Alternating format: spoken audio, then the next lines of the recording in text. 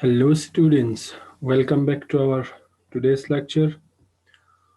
आज के लेक्चर में हम डिस्कस करेंगे about another important topic that is valence shell electron pair repulsion theory, generally known as VSEPR theory. तो आज हम वेस्पर थ्योरी के बारे में डिटेल्स में डिस्कस करेंगे। वेस्पर थ्योरी क्या है और इसका क्या एप्लीकेशन है। तो स्टार्ट करते हैं। तो वेस्पर थ्योरी किस चीज़ को एक्सप्लेन करते हैं, पहले हम वो देखेंगे। So, whenever a bond is formed between the central atom and with the other atoms in a covalent molecule, may have different orientation with respect to the central atom. ये important है यहाँ पे, ठीक है। तो जो वेस्पर थ्योरी की जब हम बात करते हैं तो ये कोवेलेंट मॉलिक्यूल्स में उनकी शेप को हमें बताता है कि क्या शेप बनेंगे किस मॉलिक्यूल्स में। तो यहाँ पे कहते हैं कि जब सेंट्रल एटम जो होंगे वो दूसरे एटम्स के साथ कोवेलेंट मॉलिक्यूल में बॉन्ड बनाएंगे तो उनका डिफरेंट ओरिएंटेशंस होंगे with respect to the central atom. अब thus due to their different relative orientation, the molecules have different shapes or geometries and different bond angles between a pair of bonds. So, अगर आपका एक है, for example ये आपका central molecule है, ये दूसरे फिलहाल हम दो एटम लेते हैं ए और B. A is our central atom.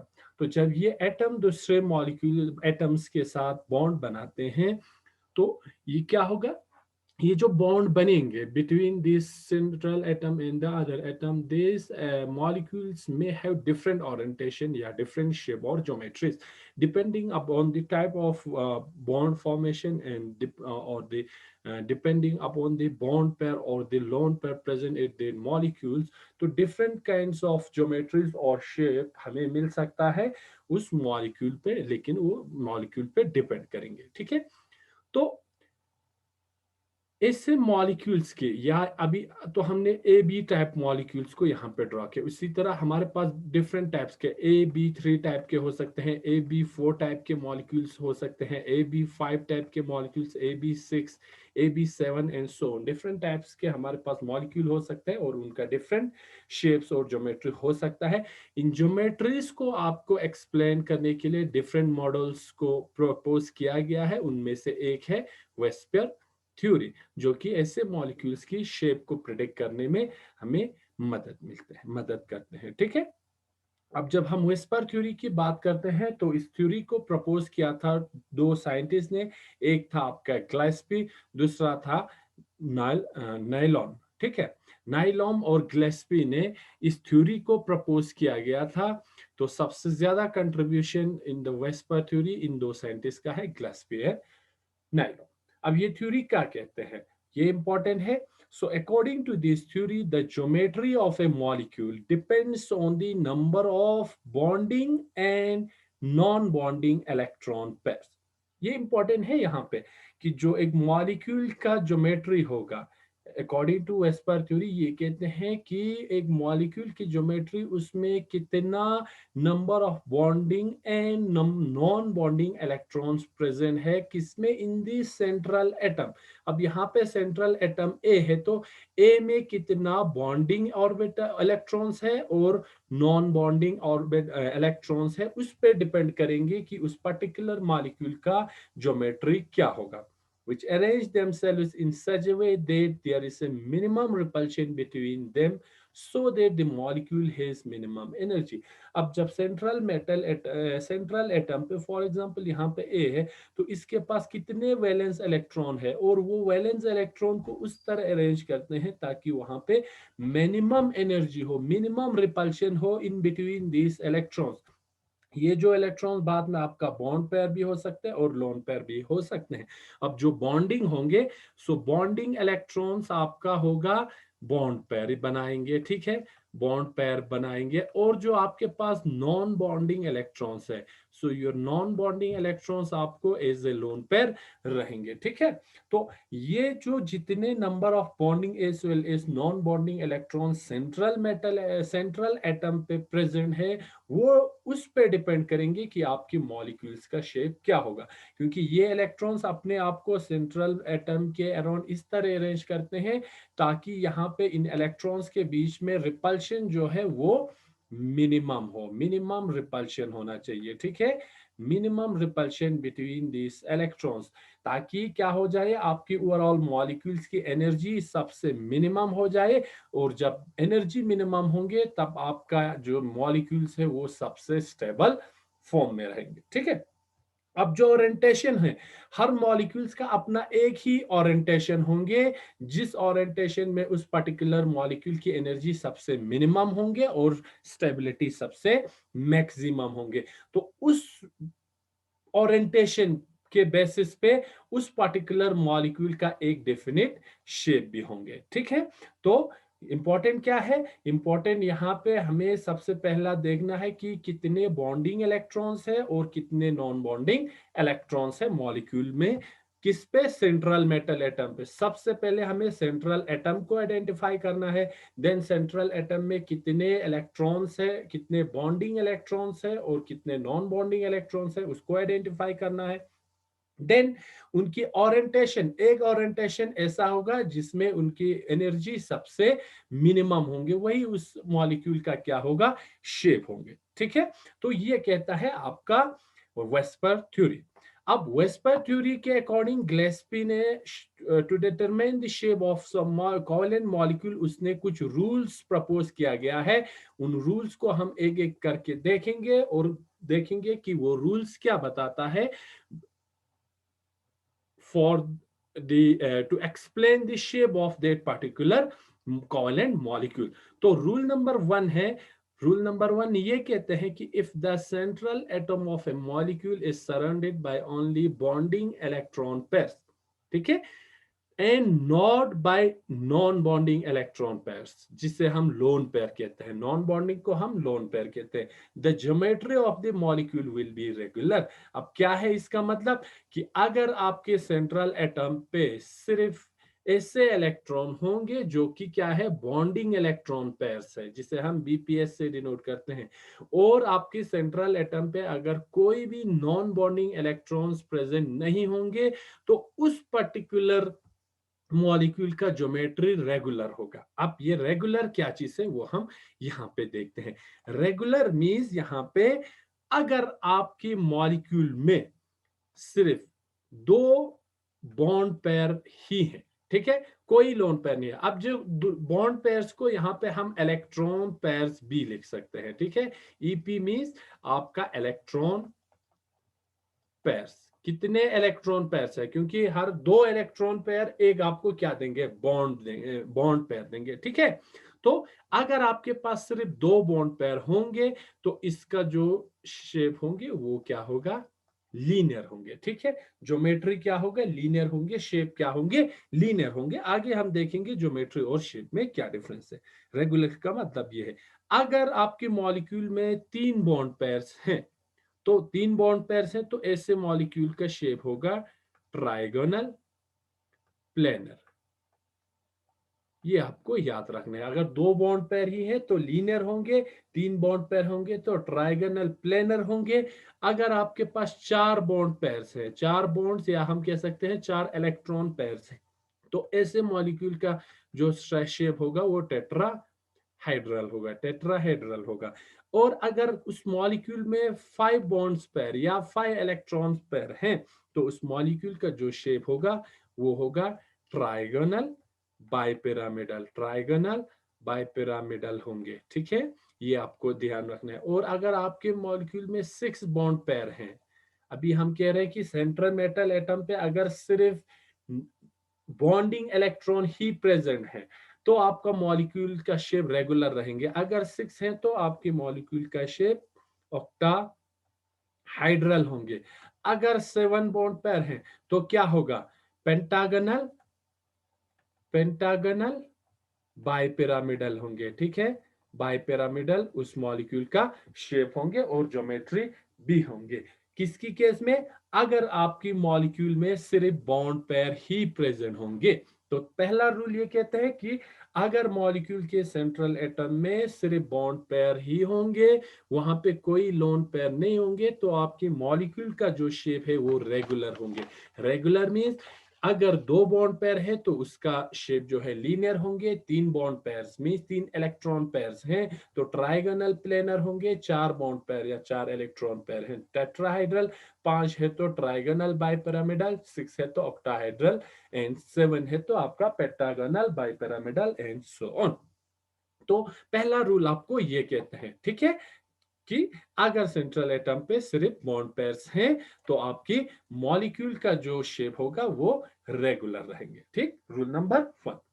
Second rule आपको कहते हैं when the central atom in a molecule is surrounded by both be bond pairs and lone pair, the molecule does not have a regular shape।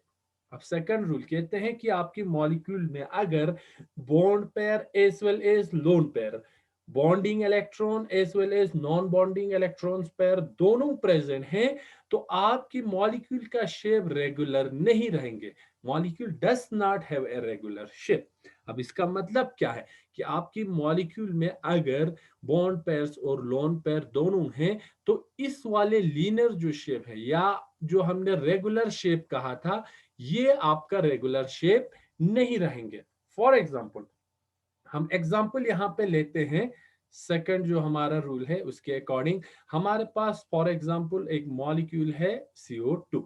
ठीक है, CO2। अब यहां पे अगर हम देखें तो सी कार्बन है। कार्बन के पास हमारे पास कितने वैलेंस इलेक्ट्रॉन है? This carbon has we have 4 valence electrons.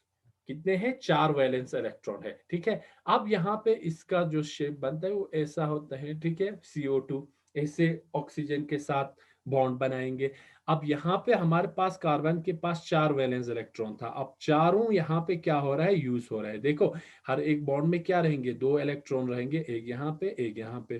ठीक है, यहाँ पे और ये जो इलेक्ट्रॉन्स है वो कार्बन कंट्रीब्यूट कर रहे हैं। ठीक है, और दूसरे ये इलेक्ट्रॉन्स ऑक्सीजन से आ रहे हैं तो यहाँ पे कोवैलेंट बॉन्ड फॉर्म हो रहे हैं। ठीक है, अब यहाँ पे 4 जो वैलेंस इलेक्ट्रॉन था कार्बन के पास ये चारों यूज हो रहा है बॉन्ड पेयर फॉर्मेशन में। अब जब बॉन्ड पेयर फॉर्मेशन में ये यूज हो रहे हैं तो कार्बन पे कोई भी लोन पेयर नहीं है। लोन पेयर नहीं है तो पहले रूल में हमने बताया था कि अगर आपके सेंट्रल में एटम पे अगर जो इलेक्ट्रॉन्स है वो सारे बॉन्ड पेयर्स ही हैं तो उसका शेप रेगुलर होंगे। मींस इसका शेप क्या है?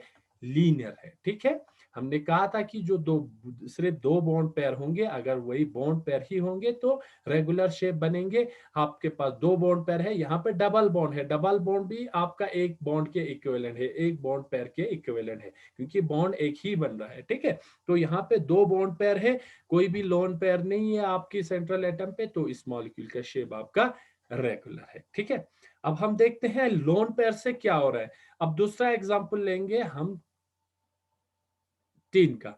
SnCl2, SnCl2। ठीक है, इसको हम देखेंगे कि लोन पेयर अब इसमें प्रेजेंट है, इसकी वजह से क्या इफेक्ट पड़ता है शेप पे।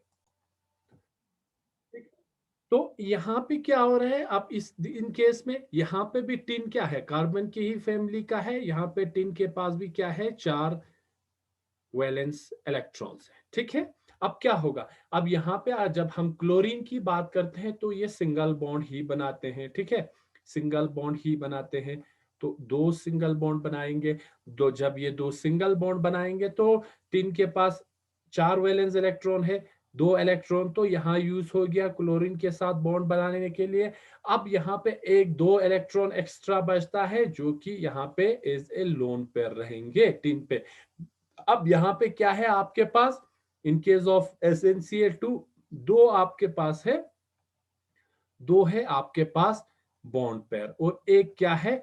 Lone pair. ठीक है, एक लोन पेयर है, दो बॉन्ड पेयर है। अगर हम यहाँ पे एटम्स की बात करें तो 3 एटम यहाँ पे है, 3 एटम यहाँ पे भी है, ठीक है। यहाँ एक कार्बन, दो ऑक्सीजन है, यहाँ एक टिन, दो क्लोराइड है। अब according to the number of atom इसका शेप भी क्या होना चाहिए था, लीनियर होना चाहिए था। लेकिन यहाँ पे due to the presence of this lone pair of electrons on this tin, the shape of these molecules now get changed। यहाँ पे इसका शेप क्या हो गया, चेंज हो गया। अब यहाँ पे इसकी पहले क्या था, लीनियर था। अब यहाँ पे इसकी बॉन्ड एंगल जो है, दिस बॉन्ड एंगल, ये आपका लेस देन 120 डिग्री होता है between this two chlorine atom.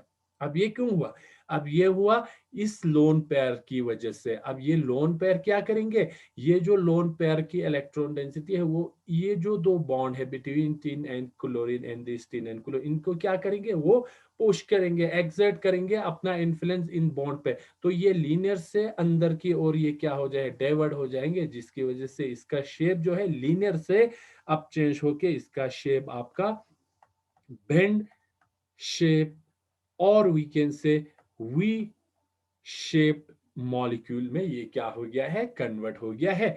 तो यहाँ पे दूसरा रूल कहते हैं कि अगर आपकी मॉलिक्यूल में बॉन्ड पेयर के अलावा अगर लोन पेयर भी हैं तो आपकी मॉलिक्यूल का शेप रेगुलर नहीं रहेंगे, ठीक है। तो नंबर ऑफ एटम्स के अकॉर्डिंग यहाँ पे इसका शेप भी लीनियर आना चाहिए था, लेकिन due to the presence of this lone pair on tin, आपकी शेप जो है लीनियर नहीं है। जिस तरह कार्बन डाइऑक्साइड में लीनियर है, यहाँ पे लीनियर से हट के बेंड शेप और वी शेप स्ट्रक्चर फॉर्म हो रहा है, ठीक है।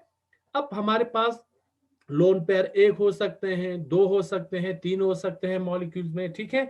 तो अगर लोन पेयर दो होंगे, ठीक है, तो कितना बॉन्ड पेयर पे वो अपना इन्फ्लुएंस कर सकते हैं। एक लोन पेयर होंगे तो कितना, अगर लोन पेयर नहीं होंगे तो सिर्फ बॉन्ड पेयर ही होंगे तो कितना प्रेशर दूसरे बॉन्ड पेयर पे लग सकते हैं। तो हमें पता है कि जो रिपल्शन है बिटवीन लोन पेयर वो सबसे ज्यादा होता है, then lone pair, bond pair, and finally bond pair का जो रिपल्शन होता है वो सबसे वीक होते हैं। तो इसके अकॉर्डिंग अगर दो लोन पेयर है तो उनमें रिपल्शन सबसे ज्यादा होगा, तो बॉन्ड एंगल में और भी ज्यादा चेंज आएंगे, ठीक है। और अगर आपके पास एक लोन पेयर और बॉन्ड पेयर, जैसे कि यहाँ पे लोन पेयर और बॉन्ड पेयर के बीच में रिपल्शन हो रहे हैं, तो यहाँ पे बॉन्ड एंगल थोड़ा डिक्रीज हो रहा है। बॉन्ड पेयर और बॉन्ड पेयर ही है, फॉर एग्जांपल कार्बन डाइऑक्साइड की केस में आपका जो शेप है वो लीनियर आ रहा है। तो यहाँ पे डिपेंड करता है कि कितने लोन पेयर्स है, कितने बॉन्ड पेयर हैं। तो अगर आपके पास बॉन्ड पेयर है और लोन पेयर भी है तो आपका रेगुलर जो शेप से आपकी मॉलिक्यूल का शेप डिफरेंट होंगे, ठीक है। तो सेकंड रूल हमें ये बताता है, when the central atom in a molecule is surrounded by both bond pairs and loan pair, the molecule does not have a regular shape, जो कि हमने SnCl2 की केस में देखा है, ठीक है। Now comes to third rule.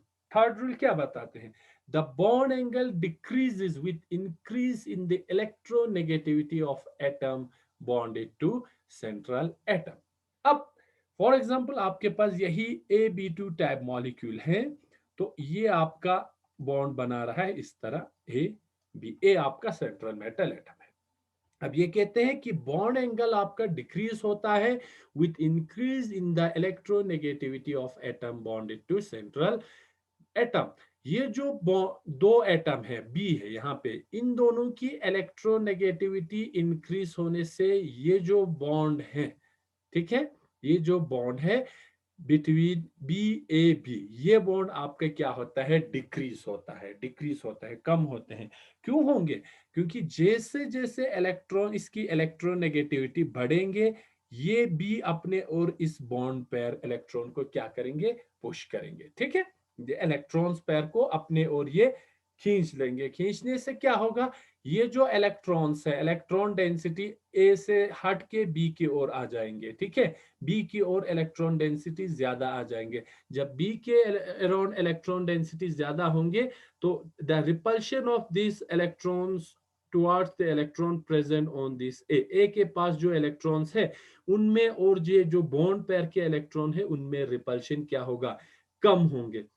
Repulsion कम होने की वजह से क्या होगा, आपकी ओवरऑल यहाँ पे जो बॉन्ड एंगल है इन दोनों के बीच में वो क्या होगा, डिक्रीज हो रहा है। ठीक है, इसका हम एक एग्जांपल लेते हैं। फॉर एग्जांपल हमारे पास एक है PI3, एक मॉलिक्यूल है, इसका बॉन्ड एंगल है 102 डिग्री। ठीक है, जब हम आयोडीन को रिप्लेस करते हैं ब्रोमीन से PBr3, तो इसका बॉन्ड एंगल डिक्रीज होके 105 तक रह जाता है। ठीक है, फर्दर अगर हम ब्रोमीन को रिप्लेस करते हैं क्लोरीन से PCl3, तो इसका बॉन्ड एंगल हो जाता है 100 डिग्री। तो जैसे जैसे हम आयोडीन से ब्रोमीन, ब्रोमीन से क्लोरीन की ओर आते हैं, इनकी इलेक्ट्रोनेगेटिविटी इंक्रीज होता है। इलेक्ट्रोनेगेटिविटी इंक्रीज होने से इनकी बॉन्ड एंगल भी क्या हो रहा है, डिक्रीज हो रहा है। तो जब आपकी सेंट्रल एटम के साथ जो दूसरे एटम जुड़ा हुआ है उनकी इलेक्ट्रोनेगेटिविटी इंक्रीज होते हैं, तो ओवरऑल आपकी बॉन्ड एंगल डिक्रीज होता है। दूसरा हमारे पास एग्जांपल है, फॉर एग्जांपल ASI3, ठीक है, ट्राई आयोडाइड आर्सेनिक, इसका बॉन्ड एंगल जो है आपका अराउंड 101 डिग्री है। ठीक, जब हम आयोडीन को रिप्लेस करता है AsBr3 से, तो इसका जो बॉन्ड एंगल रहता है वो होता है 100.5 डिग्री। ठीक है, देन हम ब्रोमीन को जब हम रिप्लेस करते हैं क्लोरीन से, तो इसका बॉन्ड एंगल बन जाता है 98.4 डिग्री। तो अगर आपकी जो दूसरे एटम सेंट्रल एटम के साथ जुड़ा हुआ है उसकी इलेक्ट्रोनेगेटिविटी इंक्रीज होते हैं, तो आपकी बॉन्ड लेंथ डिक्रीज होता है। यहाँ पे सेंट्रल एटम क्या है, इसमें फॉस्फोरस है, इसमें आर्सेनिक है। तो ये बात आपको याद रखना है, अगर electronegativity of the atom bonded to the central atom increases, the bond angle between those atoms decreases, उनका बॉन्ड एंगल क्या होगा, डिक्रीज होगा। ठीक है। नाउ इससे पहले यहाँ पे एक एग्जांपल हम देख के जाएंगे, जो हमारे पास सेकंड रूल था, लोन पेयर से बॉन्ड एंगल पे कितना इफेक्ट होता है। फॉर एग्जांपल हमारे पास हम लेते हैं 3 मॉलिक्यूल, एक हम लेते हैं CH4, दूसरा हम लेंगे NH3 और तीसरा हम लेंगे H2O। ठीक है, तो अगर हम देखें तो इनमें अगर हम लोन पेयर की बात करते हैं, लोन पेयर इनमें कितने होंगे, CH4 में 0 होता है, एमोनिया में एक लोन पेयर होते हैं, वाटर पे आपके पास 2 लोन पेयर। ठीक है, स्ट्रक्चर अगर हम बनाए तो CH4 का स्ट्रक्चर ऐसा बनता है। ठीक, एमोनिया की बात करें तो यहाँ पे NH3 इस तरह, इसके ऊपर एक लोन पेयर रहेंगे। तो यहाँ पे वाटर में हमारे पास 2 लोन पेयर रहते हैं। ठीक है, इस तरह, और आपके पास 2 हाइड्रोजन होंगे। ठीक है, तो जैसे जैसे आपका number of lone pair increase हो रहे हैं, आपके बॉन्ड एंगल क्या होगा, डिक्रीज हो रहे हैं। तो अगर हम बॉन्ड एंगल की बात करें, एमोनिया में जो CH4 में जो बॉन्ड एंगल रहता है वो 109.5 डिग्री रहता है। यहाँ पे NH3 की बात करें तो यहाँ पे 107.5 डिग्री रहता है, वाटर में बॉन्ड एंगल 105.5 डिग्री रहता है। ठीक है, तो यहाँ पे देखो हमने ऑलरेडी कहा था कि लोन पेयर रिपल्शन सबसे ज्यादा होंगे, तो 2 लोन पेयर है तो यहाँ रिपल्शन और भी ज्यादा होने की वजह से बॉन्ड एंगल डिक्रीज हो रहा है। ठीक है, यहाँ पे आपके पास जो रिपल्शन है वो बॉन्ड लोन पेयर और बॉन्ड पेयर के बीच में है, जो कि लोन पेयर से थोड़ा कम है, तो यहाँ बॉन्ड एंगल थोड़ा उससे कम डिक्रीज हो रहा है, तो 107। यहाँ पे कोई लोन पेयर नहीं है CH4 की केस में, तो आपका बॉन्ड एंगल जो है सबसे ज्यादा है। ठीक है, तो ये है बॉन्ड पेयर और लोन पेयर की इफेक्ट शेप और ज्योमेट्री पे क्या रहेगा। ठीक, now comes to rule number 4। Rule number 4 क्या कहते हैं, bond angle involving multiple bonds are generally larger than those involving only single bond. अगर आपकी मॉलिक्यूल में अगर मल्टीपल बॉन्ड्स हैं तो उनका बॉन्ड एंगल क्या होगा, लार्जर होगा, बड़ा होगा, as compare to those molecule in which we have only single bond. However the multiple bond do not affect the geometry of a molecule. Multiple bonds आपकी geometry पे इफेक्ट नहीं करेंगे, सिर्फ क्या होगा, बॉन्ड एंगल पे ही इफेक्ट करेंगे। तो जहां पे मल्टीपल बॉन्ड्स होंगे उनका बॉन्ड एंगल ज्यादा होगा, और जहां पे सिंगल बॉन्ड है उनकी बॉन्ड एंगल कम होंगे, जो कि हम कार्बन डाइऑक्साइड और SnCl2 की केस में देख सकते हैं। एक का बॉन्ड एंगल 180 डिग्री है जहां पे डबल बॉन्ड है, दूसरे की केस में आपका यहाँ पे इसकी केस में अगर हम देखें 180 डिग्री है, तो SnCl2 की केस में अगर आप देखें तो इसका bond angle less than, we have less than 120 degree है। ठीक है, तो जहां पे मल्टीपल बॉन्ड्स होंगे उनका बॉन्ड एंगल लार्जर होंगे as compare to the molecule in which we have only single bond. तो ये फोर्थ रूल है। नाउ द फिफ्थ रूल क्या है? repulsion between electron pairs in filled shells are larger than the repulsion between electron pairs in incompletely filled shells। तो electrons की repulsion जहां पे अगर आपकी शेल्स जो है फिल्ड है तो उनमें लार्जर होंगे, ज्यादा होंगे as compare to the repulsion between electrons in incompletely filled shell. और अगर आपका जो शेल है, वैलेंस शेल है, इनकम्प्लीटली फिल्ड है तो वहां पे रिपल्शन कम होंगे।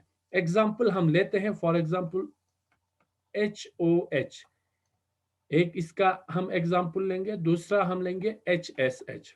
दोनों ऑक्सीजन और सल्फर एक ही फैमिली के हैं, ठीक है, सल्फर और ऑक्सीजन। अब डिफरेंस कहां पे है? यहाँ पे इसका जो बॉन्ड एंगल है HOH, ये इसका बॉन्ड एंगल है 105.5 डिग्री, और यहाँ पे HSH का बॉन्ड एंगल है 292.2 डिग्री सेल्सियस। अब क्यों? क्योंकि हमने कहा रिपल्शन बिटवीन इलेक्ट्रॉन्स पर इन फील्ड शेल, यहाँ ऑक्सीजन का शेल क्या है? फील्ड है। अगर हम ऑक्सीजन की बात करें तो वैलेंस शेल यहाँ पे क्या है? 2s और 2p। ठीक है, 2s और 2p ही है यहाँ पे आपका वैलेंस शेल। ठीक है, तो यहाँ पे p में कितने ऑर्बिटल्स है? 3 है, 1 2 3।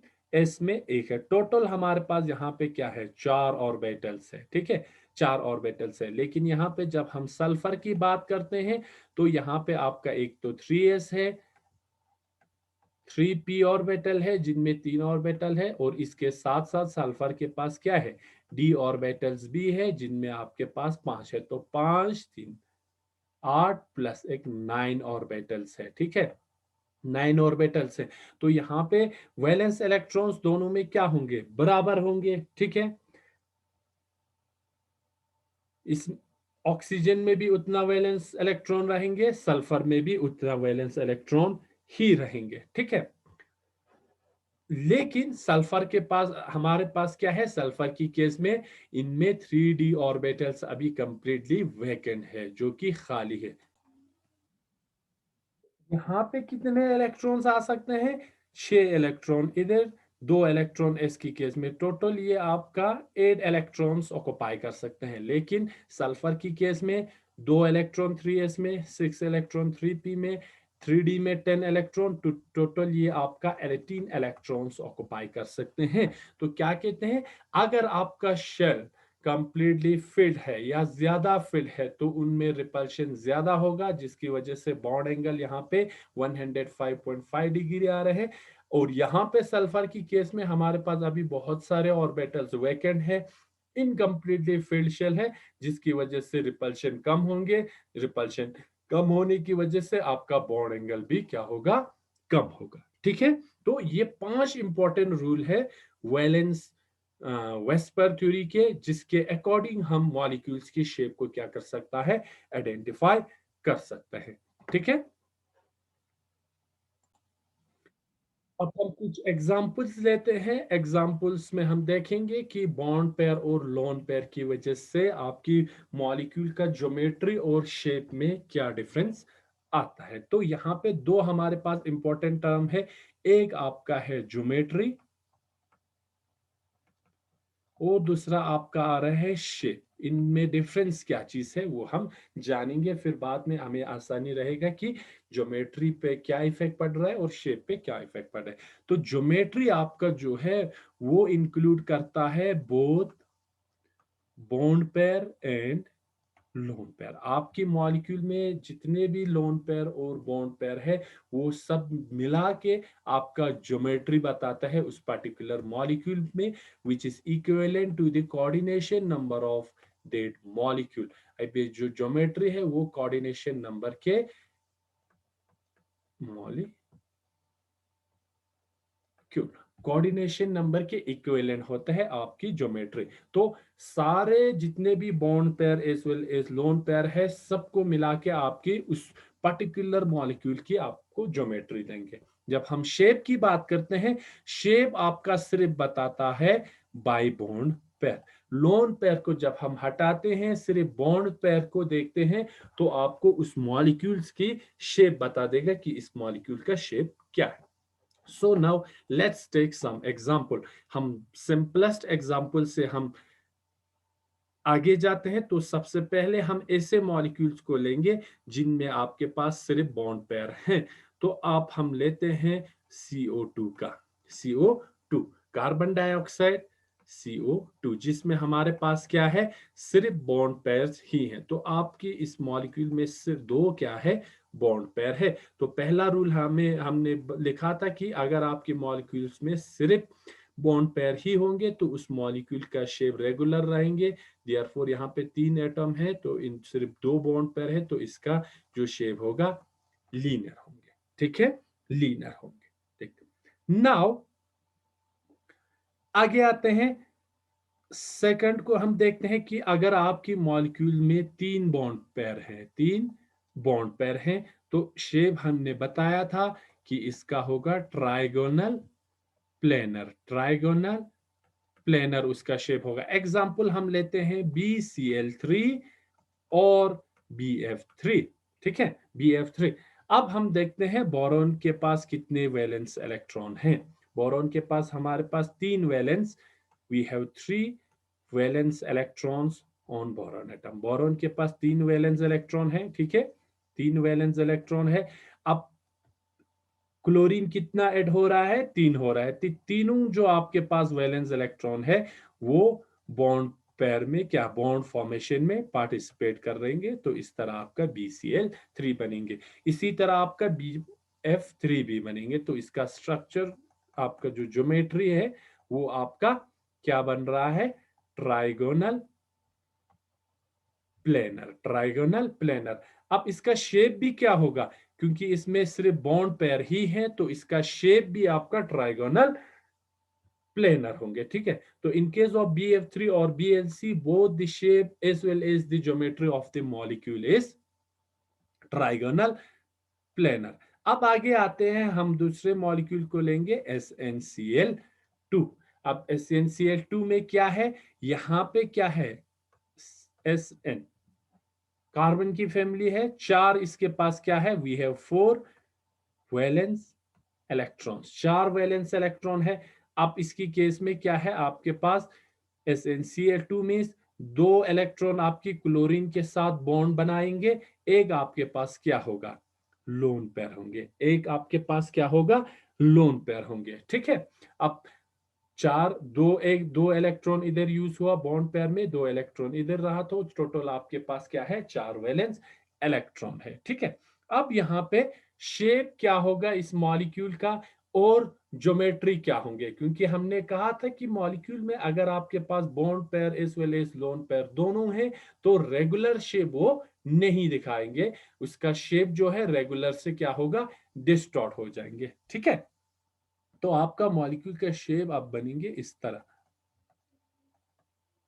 क्या बन रहा है इस मॉलिक्यूल की, अगर हम शेप की बात करें तो आपको क्या लग रहा है, क्या बन रहा है इसका शेप, वो हम देखेंगे। शेप और इसकी ज्योमेट्री में क्या डिफरेंस आ रहा है। ज्योमेट्री जो बन रहा है इस मॉलिक्यूल का, ज्योमेट्री क्या बन रहा है आपका, ट्राइगोनल प्लेनर। ठीक है, लेकिन जब हम शेप की बात करते हैं, तो shape of this molecule is not trigonal planar, but इसका शेप जो है, हम इसको कहते हैं बेंड और वी शेप। क्या कहते हैं, बेंड और वी शेप। तो due to the presence of this lone pair of electrons, this SnCl2 molecule has not a regular shape। तो हमने सेकंड रूल में बताया था कि अगर आपके पास लोन पेयर है, तो उस मॉलिक्यूल का शेप रेगुलर नहीं होंगे। ठीक है, तो नंबर ऑफ एटम्स तो इसमें भी क्या था, 3 ही था। जिस तरह कार्बन डाइऑक्साइड में लीनर होना चाहिए था, इसका भी लीनर होना चाहिए था, but due to the presence of this lone pair of electrons, the shape of the molecule is now become bent और V shape instead of trigonal planar. ठीक है, तो ये और एग्जांपल है। देन हम आते हैं, चलो फोर्थ एग्जांपल पे, जहां पे आपका चार जो है 5 एटम है। ठीक है, 5 या 4 बॉन्ड पेयर है। लेट्स टेक कुछ एग्जांपल ऐसे लेते हैं जिसमें सिर्फ आपके पास क्या है, 4 बॉन्ड पेयर है। एग्जांपल इसका हमारे पास है CH4 मीथेन। ठीक है, अब जब हम CH4 की हम शेप ज्योमेट्री की बात करते हैं, तो कार्बन के पास क्या है, 4 वैलेंस इलेक्ट्रॉन है। 4 वैलेंस इलेक्ट्रॉन 4 हाइड्रोजन के साथ ये जुड़ जाएंगे, तो सारे वैलेंस इलेक्ट्रॉन क्या हो रहा है, बॉन्ड फॉर्मेशन कर रहा है। तो we have 4 bond pair in case of methane. So इसका shape as well as geometry क्या रहेगा, टेट्राहाइड्रल रहेंगे। दोनों shape as well as geometry of methane is tetrahedral. अब आते हैं अमोनिया पे, NH3। NH3, अब NH3 की केस में हमारे पास क्या आ रहा है, NH3 में आपके पास 3 है बॉन्ड पेयर और 1 है आपके पास लोन पेयर। NH3 में क्या है, 3 आपके पास इस तरह बॉन्ड पेयर है। ठीक है, और एक क्या है आपके पास लोन पेयर है। ठीक है, अब लोन पेयर की वजह से इसका ज्योमेट्री की जब हम बात करते हैं, तो इसका ज्योमेट्री तो आपको टेट्राहाइड्रल ही मिलेगा। ठीक है, टेट्राहाइड्रल ही मिलेंगे, लेकिन due to the presence of this lone pair, the shape of this ammonia molecule now become trigonal. इसको हम कहते हैं ट्राइगोनल पिरामिडल। इसको हम टेट्राहाइड्रल नहीं कहते हैं, शेप को हम कहते हैं ट्राइगोनल पिरामिडल। और वेस्पर थ्योरी का इंपॉर्टेंट एप्लीकेशन क्या है, ये हमें पॉइंट ग्रुप पॉइंट ग्रुप निकालने में हमें मदद करते हैं। और ऐसे मॉलिक्यूल्स का जिनका पॉइंट ग्रुप सेम होगा, उसका स्ट्रक्चर भी क्या होगा, सेम होगा। अब जब हम अमोनिया की बात करते हैं, इसका क्या है पॉइंट ग्रुप C3V। और एक एग्जांपल लेते हैं जिसका बिल्कुल इसकी तरह स्ट्रक्चर होंगे, वो है आपका XeO3 जीनॉन ऑक्साइड। ठीक है, इसमें भी क्या है आपके पास 3 बॉन्ड पेयर है और एक क्या है लोन पेयर है। इसके स्ट्रक्चर ऐसा बनते हैं, एक लोन पेयर है और यहाँ पे क्या है 3 बॉन्ड पेयर है। ठीक है, 8 वैलेंस इलेक्ट्रॉन है, 2 वैलेंस इलेक्ट्रॉन यहाँ पे इस ऑक्सीजन के साथ, 2 इस ऑक्सीजन के साथ, 2 इस ऑक्सीजन, टोटल 6, और यहाँ पे 2 है आपका एज ए लोन पेयर, तो टोटल 8 इलेक्ट्रॉन।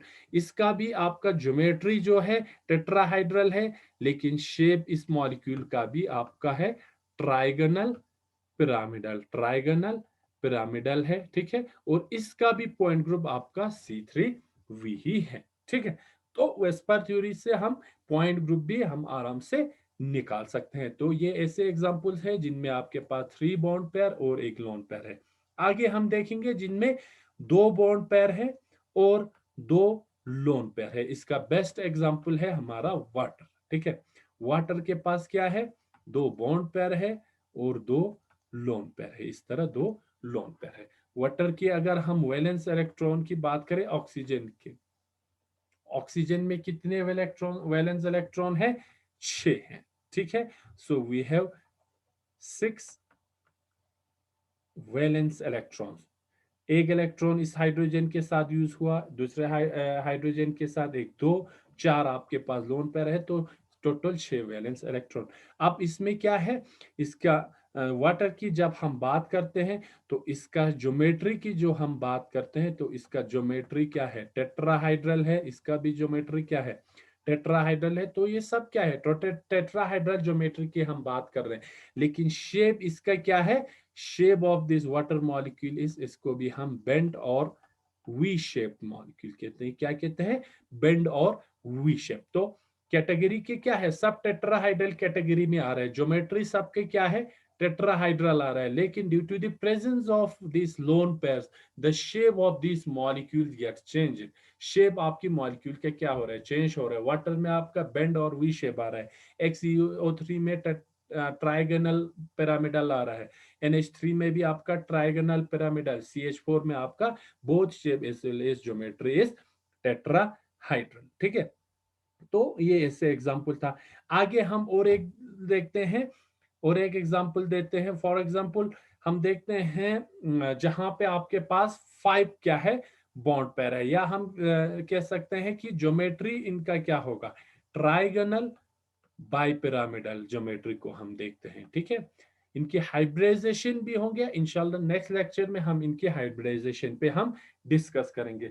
तो ट्राइगोनल बाइपिरामिडल ज्योमेट्री के सबसे बेस्ट एग्जांपल है हमारे पास PCl5, जिसमें हमारे पास पांचों जो बॉन्ड है वो बॉन्ड पेयर ही होते हैं। ठीक है, पांचों बॉन्ड बॉन्ड पेयर ही होते हैं। इसके स्ट्रक्चर अगर हम देखें तो ऐसा स्ट्रक्चर बनता है, ट्राइगोनल बाइपिरामिडल, तीन क्लोरीन एक ही प्लेन में रहेंगे, एक क्लोरीन अबव द प्लेन रहेंगे, एक क्लोरीन बिलो द प्लेन रहेंगे। तो ये क्या है, ट्राइगोनल बाइपिरामिडल ज्योमेट्री है PCl5 का।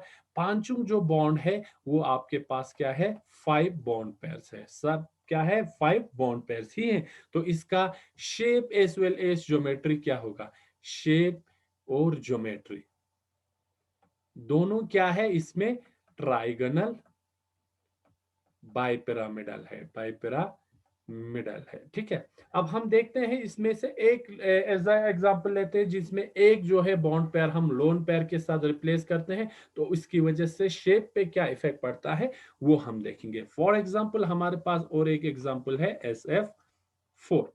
SF4 हमारे पास एक एग्जांपल है। ठीक है,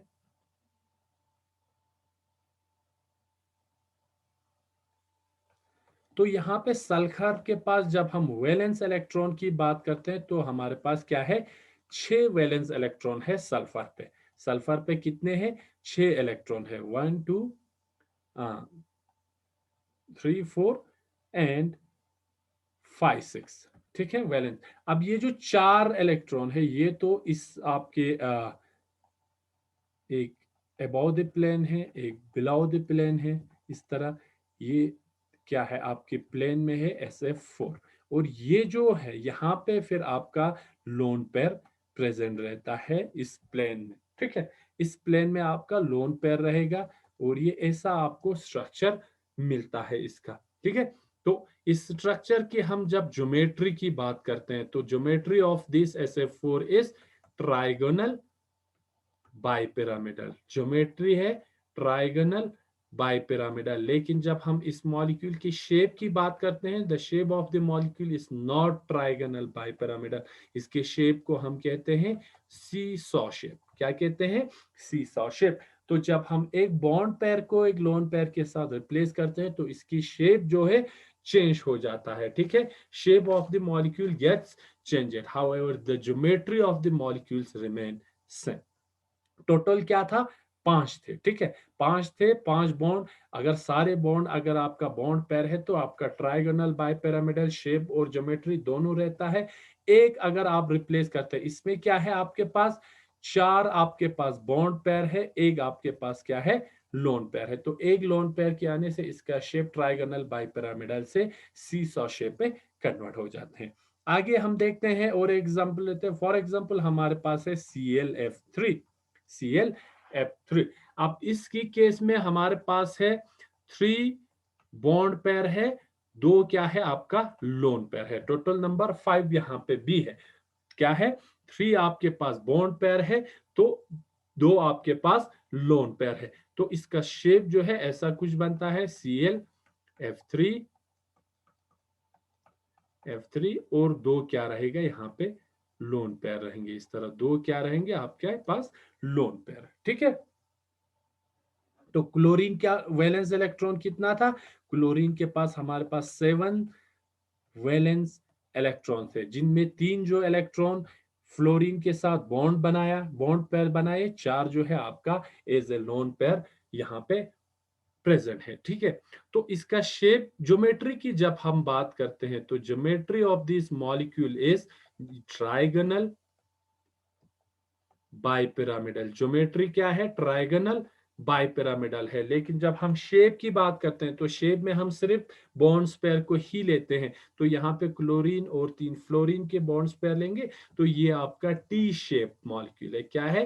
टी शेप्ड मॉलिक्यूल है। ये फ्लोरीन और क्लोरीन और ये टी शेप्ड मॉलिक्यूल है। ठीक है, तो जब हम बॉन्ड पेयर्स को लोन पेयर के साथ रिप्लेस करते हैं तो आपके मॉलिक्यूल का शेप जो है चेंज हो जाता है, शेप कंप्लीटली चेंज हो जाता है। ठीक है, आगे हम देखेंगे ऐसा एग्जाम्पल। फॉर एग्जाम्पल हमारे पास है XeF2। अब XeF2 में क्या है? XeF2 में आपके पास सिर्फ 2 है बॉन्ड पेयर और आपके पास 3 है लोन पेयर। ठीक है, टोटल 5 है, यहाँ पे भी 3 है आपके पास बॉन्ड पेयर, 2 है। हम क्या कर रहे हैं? बॉन्ड पेयर को लोन पेयर के साथ रिप्लेस कर रहे हैं। Number of lone pair increase हो रहा है तो रिपल्शन ज्यादा होंगे, उसकी वजह से ज्योमेट्री भी क्या हो, शेप भी चेंज होंगे। अब XeF2 में आपके पास 3 है लोन पेयर। ठीक है, 3 आपके पास लोन पेयर रहता है और 2 ही आपके पास बॉन्ड पेयर रहेंगे। ठीक है, बॉन्ड पेयर रहेंगे। अब यहां से आपको पता लग रहा है कि ज्योमेट्री तो इसका भी क्या है? Geometry of this molecule is trigonal bipyramidal. Geometry सब में क्या है? बाइपिरामिडल। लेकिन जब हम शेप की बात करते हैं तो यहाँ पे XeF क्या है? Shape of this molecule is linear, just like our carbon dioxide. Carbon dioxide की तरह इस मॉलिक्यूल का भी शेप क्या है?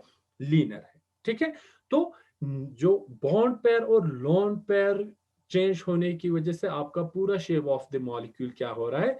चेंज हो रहा है। ठीक है, आगे हम और देखते हैं, एग्जाम्पल लेते हैं। फॉर एग्जाम्पल अब हम देखते हैं ऑक्टा हाइड्रल ज्योमेट्री का। ठीक है, ज्योमेट्री का। ठीक है, अब हमारे पास सबसे जो बेस्ट ऑक्टाहाइड्रल की एग्जांपल है SF6 है। SF6 जिसका जिनमें सारे जो बॉन्ड्स है वो 6 है आपके पास बॉन्ड पेयर। तो इसका ऐसा आपको ज्योमेट्री मिलता है। ठीक है, यहाँ पे F F F F, एक अबाउ द प्लेन F, एक बिलो द प्लेन। ठीक है, तो SF6 में सारे जो बॉन्ड्स है वो क्या है? आपके पास 6 वैलेंस इलेक्ट्रॉन है। सल्फर के पास कितने हैं? 6 वैलेंस इलेक्ट्रॉन। तो 6 के 6 वैलेंस इलेक्ट्रॉन आपके बॉन्ड पेयर में पार्टिसिपेट कर रहे हैं और 6 बॉन्ड फॉर्म कर रहे हैं। अब इसका क्या होगा?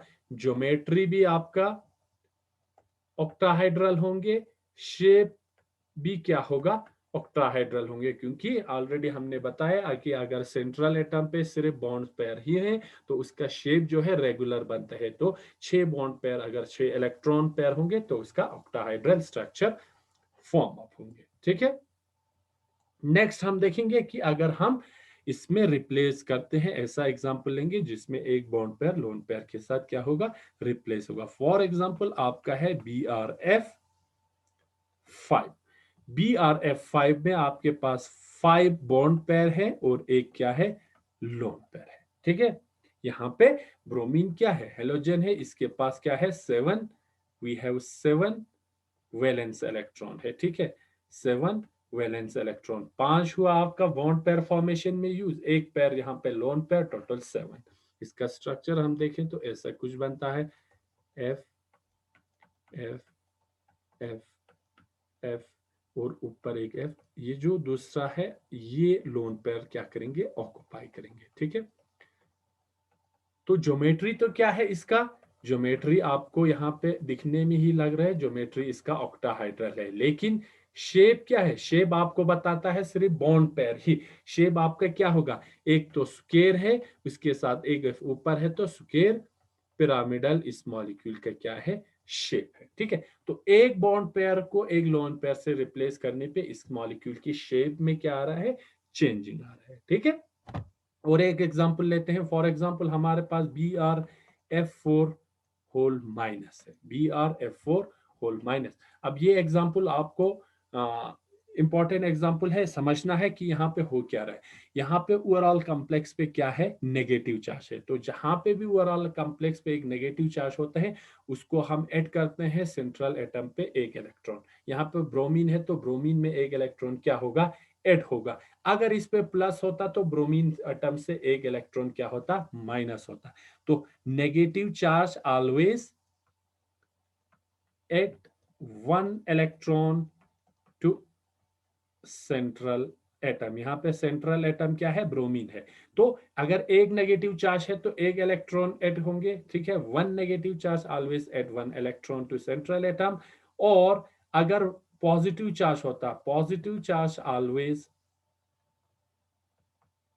Decreases one electron from central atom. और अगर आपकी कॉम्प्लेक्स में प्लस चार्ज है तो सेंट्रल एटम से एक इलेक्ट्रॉन क्या होंगे? कम होंगे। तो इसकी केस में ब्रोमीन के पास हमारे पास 7 इलेक्ट्रॉन था, एक इलेक्ट्रॉन कॉम्प्लेक्स पे है, टोटल आपके पास 8 क्या हुआ? वैलेंस इलेक्ट्रॉन बन गया, ठीक है। अब इसकी केस में आपके पास 4 बॉन्ड पेयर बनता है, ठीक है, और 2 लोन पेयर बनता है। 4 बॉन्ड पेयर और 2 lone pair, 2 2 4, total we have 8 electron. अब इसका शेप जो बनता है वो ऐसा कुछ बनता है, BF4, BF4, ठीक है। सारे एक ही प्लेन में रहेंगे। अब हमारे पास 2 लोन पेयर हैं, एक लोन पेयर यहाँ इस साइड एबो, एक बिलो रहेंगे, ठीक है। तो टोटल हमारे पास 1 2 3 4 5 6 7 8 आपका वैलेंस इलेक्ट्रॉन पूरा हुआ ब्रोमीन का। अब इस मॉलिक्यूल का ज्योमेट्री की अगर हम बात करते हैं तो ज्योमेट्री क्या है? ऑक्टाहाइड्रल है। लेकिन जब शेप की बात करते हैं, शेप आपका सिर्फ क्या देते हैं? बॉन्ड्स पेयर ही देते हैं। तो इसका शेप जो है वो स्क्वायर प्लेनर बनता है इस मॉलिक्यूल का, ठीक है, ठीक है। तो अगर आगे हम और जाते हैं, फॉर एग्जांपल 6 है टोटल, तो अगर आपका कोई ऐसा मॉलिक्यूल हुआ जिसमें आपके पास 3 बॉन्ड पेयर होंगे, 3 लोन पेयर होंगे, ठीक है, 3 बॉन्ड पेयर, 3 लोन पेयर, तो क्या होगा इस मॉलिक्यूल का? ज्योमेट्री तो आपका रहेगा ऑक्टाहाइड्रल, लेकिन शेप क्या होगा? शेप आपका टी शेप्ड होंगे, ठीक है, टी शेप, क्योंकि आपके पास सिर्फ क्या है? 3 ही बॉन्ड पेयर है, वो टी शेप मॉलिक्यूल बनाएंगे, ठीक है। आगे अगर यहाँ पे आपका फर्दर हम लोन पेयर को इंक्रीज करते हैं, बॉन्ड पेयर को डिक्रीज करते हैं, फॉर एग्जांपल आपके पास 2 बॉन्ड पेयर है और 4 क्या है? लोन पेयर है। तो 2 ही बॉन्ड पेयर है तो क्या होगा? अगर फॉर एग्जांपल ये आपका ए है तो बॉन्ड पेयर एक, बॉन्ड पेयर एक, बाकी 4 क्या होगा? बाकी यहाँ पे लोन पेयर होंगे, यहाँ पे लोन, यहाँ पे लोन पेयर होंगे। तो आपकी मॉलिक्यूल का ज्योमेट्री तो रहेगा, geometry will remain octahedral, but shape क्या होगा? चेंज होके आपका लीनियर शेप बन जाएंगे, ठीक है, लीनियर शेप बन जाएंगे। तो ऐसे क्या होगा? आपकी मॉलिक्यूल का नंबर ऑफ बॉन्ड पेयर्स और नंबर ऑफ लोन पेयर्स आपका प्रिडिक्ट करेगा कि उस मॉलिक्यूल का शेप क्या होगा, उस पर्टिकुलर मॉलिक्यूल का शेप क्या होगा। तो वैलेंस जो थ्योरी आपको बताता है कि उस पर्टिकुलर मॉलिक्यूल के एक कोवेलेंट मॉलिक्यूल में, उस मॉलिक्यूल का according to the number of bond pair and the number of non bonding electrons, या बॉन्डिंग इलेक्ट्रॉन्स और नॉन बॉन्डिंग इलेक्ट्रॉन्स, और we can say number of bonds pair and number of lone pair की वजह से आपके molecule का geometry as well as shape क्या होगा, वो आपका वेस्पर थ्योरी आपको बताता है, ठीक है। तो ये सब था आज का वेस्पर थ्योरी के बारे में। तो इंशाल्लाह नेक्स्ट लेक्चर में हम हाइब्रिडाइजेशन की बात करेंगे। हाइब्रिडाइजेशन से फिर आपका कौन सा ज्योमेट्री और कौन सा शेप होगा वो हम नेक्स्ट लेक्चर में डिस्कस करेंगे। तो इस लेक्चर में इतना ही। Thank you very much.